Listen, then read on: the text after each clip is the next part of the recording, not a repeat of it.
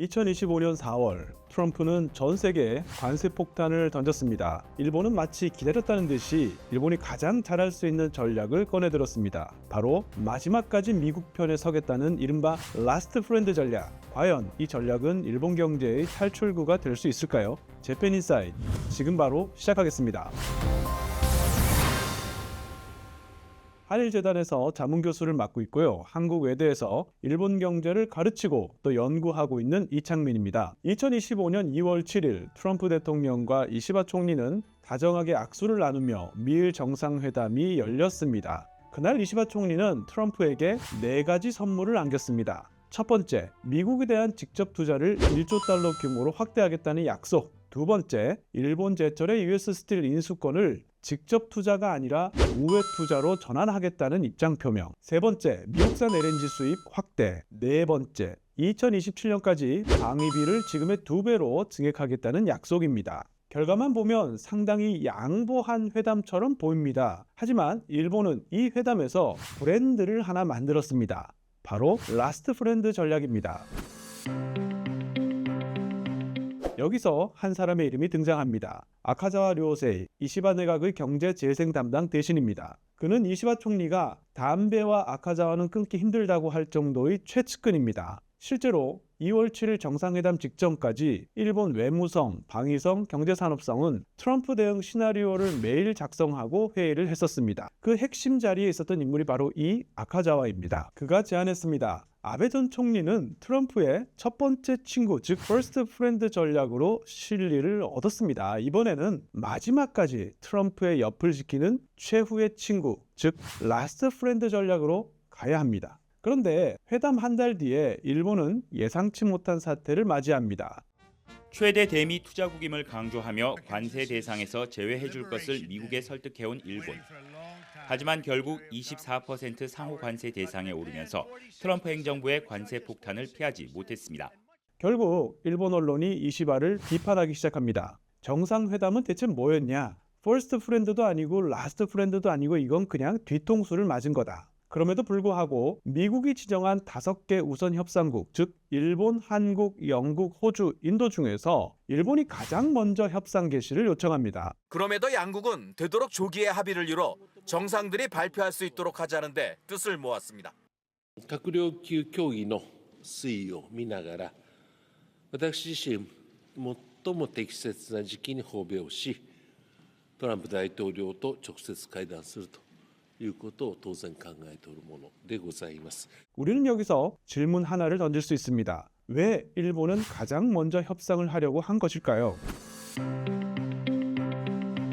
이것은 혼란에서 나온 조급함이 아니라 사실은 철저히 계산된 전략입니다. 만약 90일의 관세 유예 기간 동안 모든 동맹국이 눈치만 보면서 협상을 지연시킨다면 결국 최종적으로는 미국이 불리해집니다. 하지만 그중 단 한 나라라도 먼저 협상을 타결하게 되면 이번에는 오히려 나머지 나라들이 초조함에 내몰리게 됩니다. 일본은 이참에 제일 먼저 협상에 나서서 끝까지 미국 편에 서는 동맹이라는 이미지를 심어주고 그 대가로 실리를 취하자는 전략을 택했습니다. 실제로 4월 16일 일본의 협상 대표 아카자와 료세이가 미국을 방문했을 때 예정에 없던 트럼프 대통령이 직접 협상장에 나타났습니다. 면담 후 트럼프 대통령은 일본 대표단과 만나서 영광이다, 큰 진전이다라는 글을 SNS에 올리기도 했습니다. 끝까지 미국의 편에 서겠다는 메시지를 보여주기 위해서는 머뭇거려서도 안 되고요. 미국과 중국 사이를 저울질해서도 안 됩니다. 미국이 일본의 조기 협상 제안을 반가워할 수밖에 없는 이유는 명확합니다. 바로 모범 답안을 얻을 수 있기 때문입니다. 미국은 지금 모든 동맹국에게 말하고 있습니다. 우리는 다시 셈법을 바꿀 거야. 그에 맞춰서 네가 뭘 할 수 있는지 먼저 보여줘. 이때 일본이 조기 협상에 나서고 타결까지 하게 된다면 미국은 이 사례를 하나의 기준선으로 삼을 수가 있습니다. 트럼프는 지금 국제 무대에서 동맹국을 상대로 제값을 내라는 메시지를 던지고 있습니다. 그 메시지를 들은 캐나다와 유럽은 반발하거나 보복 관세 카드를 고민하고 있습니다. 하지만 일본은 달랐습니다. 보복 관세는 생각조차 하지 않고요. 미국과의 협상장에 제일 먼저 앉았습니다. 동맹의 가치를 증명할 수 있는 기회를 잡았다고 해석할 수 있습니다. 그렇다면 일본에게 있어 가장 먼저 손을 드는 전략이 왜 유리할까요? 첫 번째, 트럼프식 보상 외교에 대한 학습 효과입니다. 아베 전 총리는 트럼프의 퍼스트 프렌드로 불렸습니다. 트럼프가 당선된 직후 가장 먼저 달려가서 악수를 했고 트럼프와 브로맨스를 과시하면서 결국 일본은 자동차 고율 관세를 피할 수 있었습니다. 이 경험이 일본 외교에 남긴 교훈은 분명합니다. 두 번째, 주도권을 선점하는 효과입니다. 모든 나라가 관세를 막고도 기다릴 때 일본은 협상 시점을 선점함으로써 의제 설정의 우선권을 확보할 수가 있습니다. 관세만의 문제가 아닙니다. LNG 수입, 방위비 분담, 환율 조정, 투자 정책까지 한 테이블 위에 올라오게 될 텐데 일본은 그 테이블을 가장 먼저 본 나라가 됩니다. 세 번째, 국내 정치적 이유도 있습니다. 이시바 총리는 지지율 하락을 겪고 있고 7월 참의원 선거를 앞두고 있습니다. 어느 때보다도 실적이 필요한 시점입니다. 이시바 총리에게 있어 미일 협상의 성공은 정치 생명과도 연결될 수 있습니다. 정리하자면 미국은 일본을 통해 다른 나라에 대한 메시지를 만들 수 있고요. 일본은 미국에게 동맹으로서의 가치를 증명하고 실리를 얻으려는 서로 다른 동기가 미일이 처음 관세 협상에 나서게 된 배경입니다. 4월 16일 관세 협상의 내용은 어땠을까요? 먼저 자동차입니다. 트럼프가 말합니다. 일본은 미국에서 매년 140만 대를 판매하지만 일본에서 팔리는 미국산 차량은 고작 1, 2만 대다. 두 번째는 농산물입니다. 특히 쇠고기, 쌀, 콩 같은 주요 품목에 대한 수입 확대 압박이 있었습니다. 중요한 것은 세 번째, 방위비 분담금입니다. 사실 이 카드는 일본으로서는 가장 피하고 싶은 주제입니다. 현재 일본은 주둔 비용의 75%를 부담하고 있습니다. 한국이나 독일보다 훨씬 높은 비율입니다. 게다가 트럼프 일기 때 일본은 이미 F-35 전투기 105기, 작년에는 토마호크 순항미사일 100발 구입을 약속했습니다. 방위비 증액이 곧 증세로 이어질 수도 있는 일본에서는 어떤 정치인이라도 방위비 증액에 대한 논의는 가장 부담스러운 테마입니다. 그렇다면 이후 협상에서 일본은 어떤 카드를 꺼낼 수 있을까요? 첫 번째, LNG 카드입니다. 알래스카 LNG 개발 프로젝트는 초기 투자비만 64조 원이 드는 초대형 사업입니다. 북단 포인트 톰슨에서 생산된 LNG를 남단 니키스키 수출 터미널까지 옮기기 위해 1,300km에 걸쳐 가스관을 건설하는 것으로 Japan, South Korea, and other nations want to be our partner with investments of trillions of dollars each. There's never been anything like that one. 이 프로젝트는 단순한 개발이 아니라 수요가 확실히 확보돼야만 시작할 수 있는 계약 기반형 사업입니다. 일본과 한국은 전 세계 LNG 수입국 중에서 각각 2위와 3위에 해당하는 국가입니다. 트럼프가 일본과 한국에게 알래스카 LNG 개발을 요구하는 이유입니다. 그렇다면 일본은 어떻게 반응할까요? 표면적으로는 예스입니다. 하지만 그 이면을 들여다보면 사실상 유보적인 태도를 취하고 있습니다. 일본은 당장 알래스카 이외의 지역에서 LNG 수입을 늘리겠다고 했습니다. 결국 알래스카 LNG에 대해서는 시간을 벌면서 미국의 타 지역에서의 LNG 수입을 늘려서 무역수지 흑자를 축소하는 시간차 대응 전략을 준비하고 있습니다. 두 번째는 쌀 수입 카드입니다. 일본의 한 식료품점 쌀 4kg 가격은 4,000엔, 우리 돈 4만 원을 훌쩍 넘었습니다. 지난해 같은 달보다 92% 올라 2배 가까이 뛴 가격입니다. 일본 정부는 쌀값이 오르자 지난달 2차례에 걸쳐 비축미 21만 톤을 방출했지만 쌀값은 내려가지 않고 있습니다.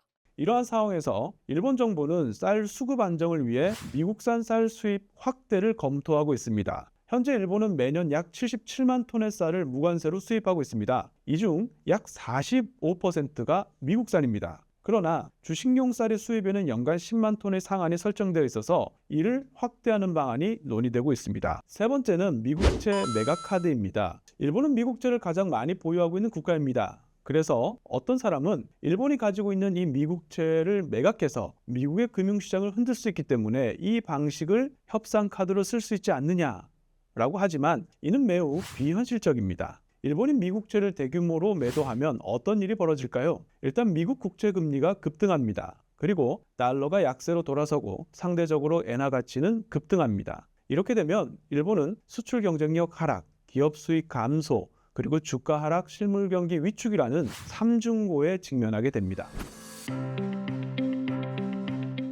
자, 그럼 이제 미국이 관세 협상, 환율 협상을 통해 일본으로부터 얻어내고자 하는 것이 뭘지 고민해 보겠습니다. 미국은 금리를 낮추고 싶지만 인플레이션 우려로 금리를 내리지 못합니다. 이런 상황을 타개하기 위한 아이디어가 바로 트럼프 행정부의 마라라고 합의입니다. 마라라고 합의는 공식 문서가 존재하는 협정은 아닙니다. 하지만 트럼프 대통령의 정책 흐름을 보면 분명한 메시지가 있습니다. 먼저 달러 약세를 유도하고 주요 동맹국이 이에 협조하며 미국의 장기 국채를 떠안아주는 새로운 형태의 글로벌 재정 협조 체제를 만들겠다는 것입니다. 여기서 일본이 핵심 대상이 됩니다. 세계 최대의 미국채 보유국, 저금리 구조, 경상수지 흑자국이라는 점에서 일본은 미국 입장에서 이상적인 파트너입니다. 일본은 엔고를 용인하고 미 국채를 매입함으로써 미국의 재정 운영을 도울 수 있기 때문입니다. 구체적으로 미국이 원하는 건 달러 약세입니다. 수출을 늘리고 제조업 고용을 회복하기 위한 전략이죠. 이를 위해서는 일본의 엔화 강세 수용이 필요합니다. 일본은 그 대가로 무역 보복을 피하고 안보 유대도 유지할 수 있습니다. 이 과정에서 미국이 일본에 요구할 것으로 생각되는 것이 바로 만기 100년 무이자 미국채의 매입입니다. 달러를 약세를 유지하려면 미국은 장기금리를 낮춰야 하고 장기채 수요자가 필요합니다. 일본은 세계 최대의 대외 채권국이며 안정적인 미국채 매입 주체가 될 수 있습니다. 4월 24일 일본은 미국과 가장 먼저 환율 협상 테이블에 앉았습니다. 일본 측에서는 카토 재무상이, 미국 측에서는 베센트 재무장관이 협상에 나섰습니다. 그 자리에서 구체적인 환율 조정에 대한 논의는 없었습니다만 결국에는 일본이 1980년대처럼 또다시 경제정책을 미국과의 외교적 계산 속에서 조율해야 하는 상황이 될 수 있습니다. 그러나 일본 입장에서는 이런 환율 협조를 선뜻 받아들이기 어렵습니다. 왜냐하면 인위적인 통화 유도 정책은 매우 위험한 수단이기 때문입니다. 지금도 미일 환율 협상 소식만으로도 1달러에 130엔대 수준까지 엔화가 급등하고 있습니다. 일본 내 경제 연구기관은 인위적인 달러 약세 유도 시에 일본 GDP가 0.7%에서 1.4%까지 감소할 수 있다는 경고를 내놓고 있습니다. 따라서 일본 정부의 기본 입장은 명확합니다. 마라라고식 협조에는 쉽게 응하지 않는다. 트럼프 행정부가 관세 인하와 같은 유인을 제공하더라도 과거 플라자 합의의 후유증을 겪은 일본으로서는 매우 신중한 태도를 유지할 수밖에 없습니다. 한편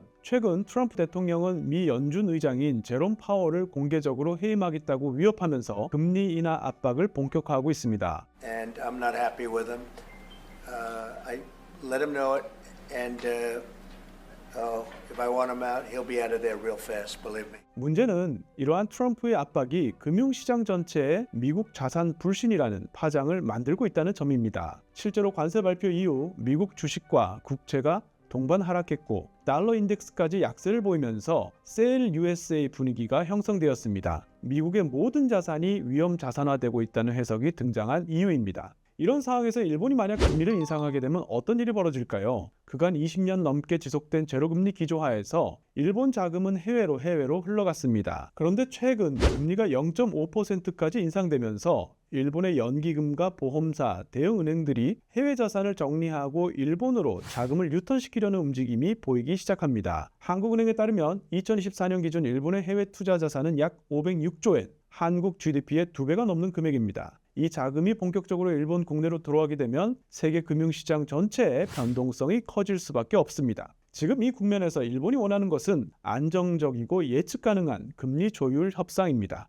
일본은행은 이미 2025년 1월 금리를 0.5%로 인상했고요. 이후 추가 인상 여부에 대해서는 보류 상태입니다. 지난 4월 16일 워싱턴에서 열린 미일 관세 협상에서 양측은 조기 타결의 필요성에 원칙적으로 동의했습니다. 그러나 앞으로 협상은 단순히 방위비 문제나 비관세 장벽 철폐 수준이 아닌 훨씬 복잡하고 정교한 문제로 이어질 가능성이 있습니다. 만약 미국의 진짜 목적이 일본과의 환율 협정을 전제로 다른 주요 통화국들과도 일괄적인 환율 조정 협정, 즉 마라라고 합의 체제를 구축하는 것이라면 일본은 예상보다 훨씬 곤란한 상황에 처할 수 있습니다. 이 경우 일본은 단순한 동맹의 역할을 넘어서 글로벌 환율 전쟁의 전초기지로 전락할 가능성이 있습니다. 이 모든 상황은 결국 일본이 내세운 최후의 친구 전략에 심각한 도전을 안겨줍니다. 이 전략은 미국과의 외교적 신뢰를 끝까지 유지하면서도 신뢰를 챙기겠다는 계산 위에 세워졌지만 만약 그 실리가 미국 주도의 환율 전쟁으로 바뀐다면 일본은 대외 신뢰와 내부 경제 중 어느 하나를 포기해야 하는 곤란한 선택에 직면할 수 있습니다. 앞으로도 더욱더 재밌지만 유익한 숨어있는 일본 경제 산업 이야기로 찾아뵙겠습니다. 오늘 재팬인사이트는 여기까지입니다. 저는 이창민이었습니다.